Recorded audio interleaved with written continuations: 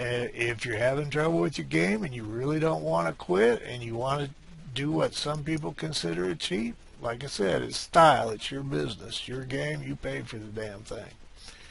So anyway, that's how to do that. The soldiers I have found to be just incredibly useless. If a citizen is a townie's attacked, they will come help them. But if your guard is here and your townie's attacked over here, it's going to be too late. What they are good for is once you get down in the dungeon and have somebody with decent armor. Mine don't have decent armor yet till we get this smithy thing put together. It's a good idea to put a guard room where monsters following heroes up the stairs, they can stop them. That's a good use for soldiers and guards. And if you can find another use, that's great. I haven't.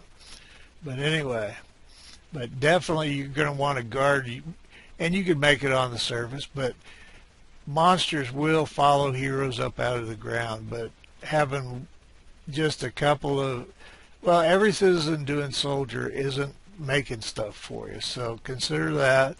And at their current level, they're missing monsters more than they're hitting them. But if I get this smithy put together, get the ITE thing, then they can make monster armor and monster weapons, and they'll be a lot better off. So did it leave? All right, it made the stove.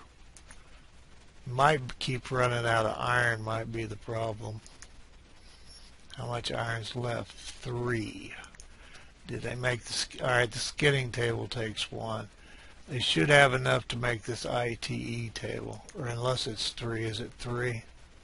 No, it's 1 in spiderite, and that's spiderite, so...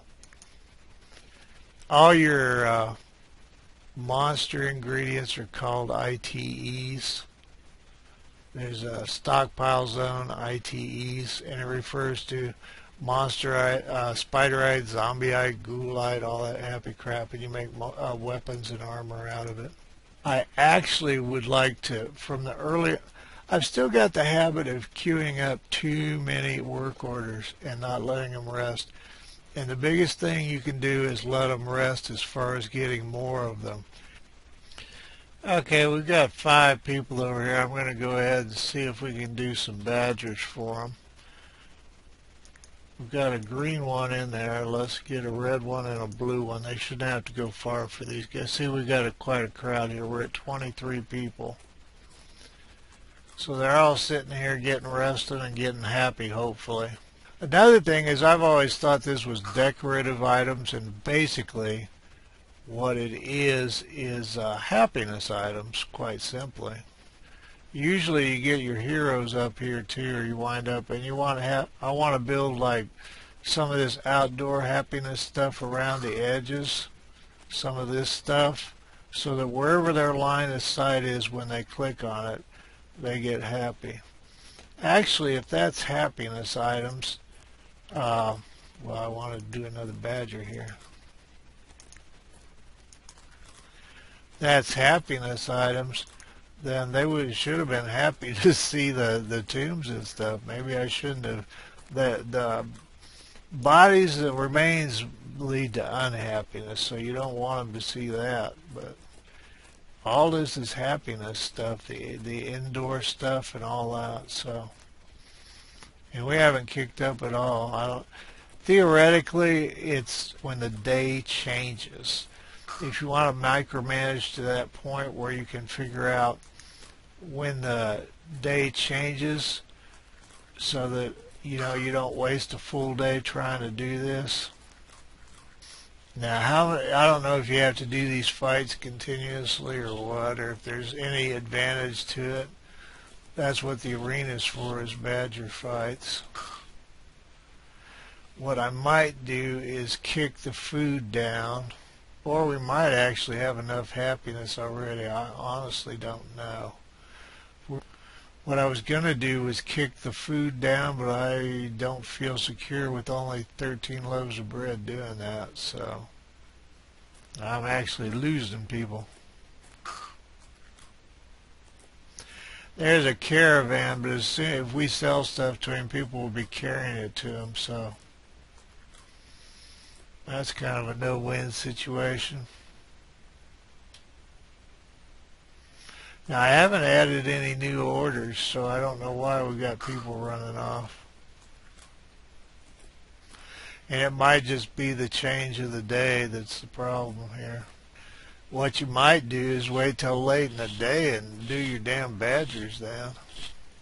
Well, the day changed over and we didn't get any new people, so I don't know what to do but wait longer. I think this is a lot of what frustrates people about this game. And I think when you wind up with a mechanism where you're just really not quite sure if it's working or not, or what else you need to do, it becomes kind of difficult. Alright, we went up. I don't think the day kicked over either, because it started on the... that might be old information. We went up and I think we were at the 20... I'll look at the video, but I think we were at the 27th, because when it went from 26 to 27 is when I was expecting it. Anyway, they're already here, so I guess I missed them by a few seconds, or they might have come from that edge this time. They're going to equip weapons. And the problem with that is if there's a weapon down here in the dungeon, they'll go down after it if they think it's the one they want, which is normally the better weapon, but it'll definitely get them killed. And I've seen 3 of them go after the same piece of armor, and I think that's something that needs to be addressed, to put it simply. And not just weapon, any piece of armor. See, like that iron breastplate, they'll come down here after it and get killed. So I think I'm going to have to tell all of them to get a breastplate upstairs. And see, this will go all over this map. So we need to break through some walls, and they'll come up. All this, there will be stuff everywhere. Level 2, I don't know if it'll cross the river. We might have to dig across the river. There's a certain level that goes under the river, and it might be level 4. Alright, the only thing I see is that iron breastplate. So I'm going to tell them I'm going to tell them to equip wood breastplates. And like I said, later on, I don't know, I got to where I just told them to auto-equip it and told them I hope they survive, but it's probably not the right way to go about. And see, now there's a problem, because in order to do that, I'm going to have to tell them every other piece of armor to equip. Now they've got, alright, they've got, all these are full. We could make some more racks. Alright, one of these is up here, and it's a 196,574. See what I mean about this? See what I mean? It's like, give me a break here. Because if I do auto-equip, they'll auto-equip everything. But, even if you just had a key where you could tell them, equip all wood or equip this, where in the hell are they all going? Okay, we're back in the pig and cow business. You can see them, and that's why these are ghostly. I always wondered what the hell that button was for. But I did 3 introductory pieces on Towns number 2, and there's a lot of guidelines for how to go about not effing up your game in those. It's O1, A, B, and C, and they're worth a look. They're by no means cover everything, but they cover a lot. Now, I don't know what we can... I think we'll have to kind of play this by ear and see what we can get away with on butchering. The chickens, I just want chickens to keep producing, and we'll make omelets instead of doing anything with chickens. Let me say this. With this game in development, there's people pushing for giving the people crafts, so that if they're working in their craft, they're happy because they're working in their craft. So there's a lot of these mechanisms probably will, well, I won't say probably, may or may not change over time. And things that are, Minecraft evolved a lot. It evolved a lot even in the last, I was away from it for a year, and it evolved a lot. So and it went into production as a game you could buy and play pretty early. Now where the hell are all these people going? Oh, I know what it is. There's a par on weapons and armor. God, that freaked me out. I've never seen them do that before. Okay, you want your people as soon as they come on board to have your new immigrants to have weapons and armor available, because the difference between armored and unarmored is just the difference between life and death. So I have pars on this, and they suddenly depleted them. So everybody headed over at once to rectify that. God, I've never seen. I was like, oh no, where are they going? Oh no, they've decided to go play Townies in a different game. They're all going to Dwarf Fortress.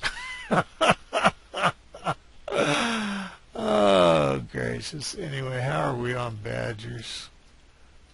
I think the whole idea of eating badgers is just absolutely disgusting, but it's in the game.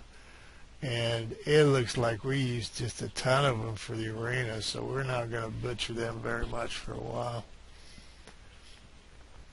I'd like to gather these bones. The problem with bones is the froggies kill things, and there's bones down there. Now, I was letting them gather bones because there were so many in the arena, and I saw a post where the guy mentioned that you can tell them to gather something, and instead of gathering the one right next to them, sometimes they'll go to the other side of the world to get it. So I don't think there's an area of, this is the closest to you, let's go get that. So you might be aware of that too until you find out otherwise. I think if I had rested people more, I could already be well over 30 in 27 days. And it's just a habit to keep punching in orders, and keep having them do stuff. So many build games, you do not stop and rest all your builders. So in this one, it's part of the essential mechanism of the game, though. And whether you do it through putting some into soldiers and giving them a patrol point here, they're not being productive when you're doing that. That's part of why I don't understand some people bitching about it, because you've made them non-productive, which is what the rest of them does it. So I don't know how big a cheat that is. You're doing the same thing. You're not getting any work out of them.